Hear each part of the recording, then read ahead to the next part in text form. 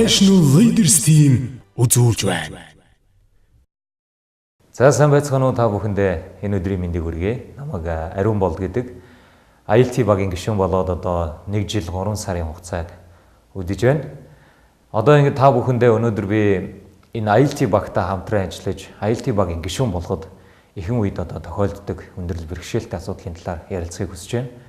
За миний би урд нь худалдааны салбарт ажиллаж байсан. Худалдааны салбарт ажиллаж байх хугацаанд албан байгууллагт ажиллаж байх хугацаанд бол мэдээж тодорхой хэмжээний гүйцэтгэх удирдлагын ажил гэдэг бол хамаг ажлыг нугалдаг, цаг наргүй ажиллахыг шаарддаг.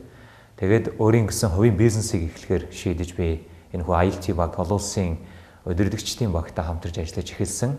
Ихэнх үед бол мэдээж тодорхой хэмжээнд хүндрэлүүд бол надад тулгарч байсан. Жишээлбэл өөрөө өөрийгөө голох гэдэг юм уу. Би одоо энэ мундаг хүмүүстэй, энэ мундаг залуучуудтай мөр зэрэгцэж явхад мэдлэг туршлагын хувьд бол надад бас дутагдaltaй талууд их байна. Тэм учраас би өөрийгөө одоо их сайн боловсруулах хэрэгтэй. Магадгүй би өөрөө энэ хүмүүсийн дайнд хүрч чадахгүй бол энэ багийн нэг гишүүн байж чадахгүй юм байна гэж өөрөө өөрийгөө голох тийм сэтгэл төрж байсан. За хоёрдугаарт хурд байдаг. ILT багийн гишүүд бол асар их хурдтай хүмүүс.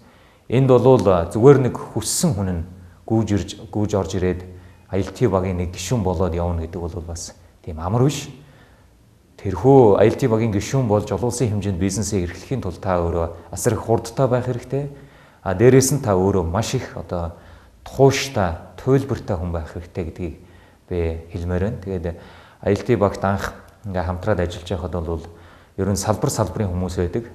Нийгмийн салбарын, улс төрийн, мөн дээрээс нь хувийн бизнес эрхэлдэг, бизнес эрхлэгчид, хувийн хвшилд ажилладаг ажилчид ч гэдэг юм уу те. Өөрийнхөө одоо өдөр тутам, сар тутам олдог орлогын хажуугаар нэмэлт орлогын хөвсвэрийг бий болгох зорилготой.